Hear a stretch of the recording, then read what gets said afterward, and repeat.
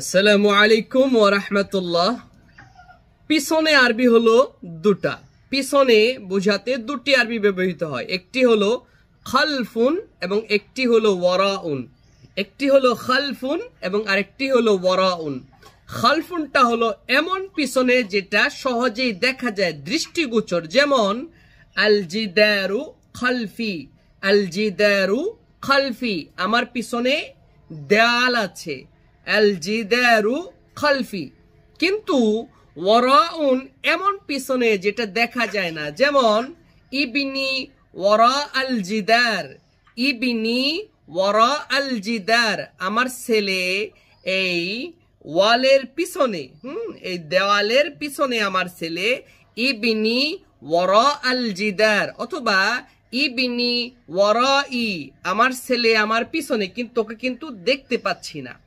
আবার খালফুনটা এই শুধুমাত্র পিছনটাই বোঝায়, যার মধ্যে কোনো সময় থাকবে না, কিন্তু ওয়ারাউন দিয়ে সময়ও বোঝানো হয়।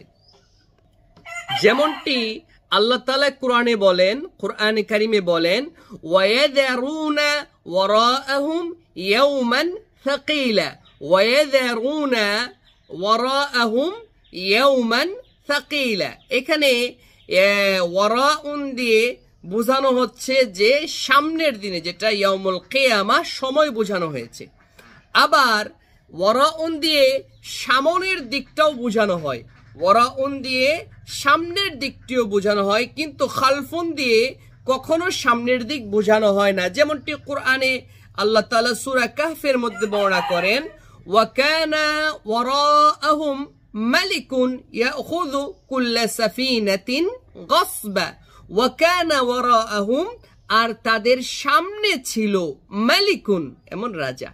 প্রিয় বন্ধুরা, তাহলে আশা করি আমরা সহজেই ওয়ারাউন এবং খালফুন এই দুটোটার পার্থক্য বুঝতে পারলাম। শুকরান লাকুম লিল মুশাহাদা।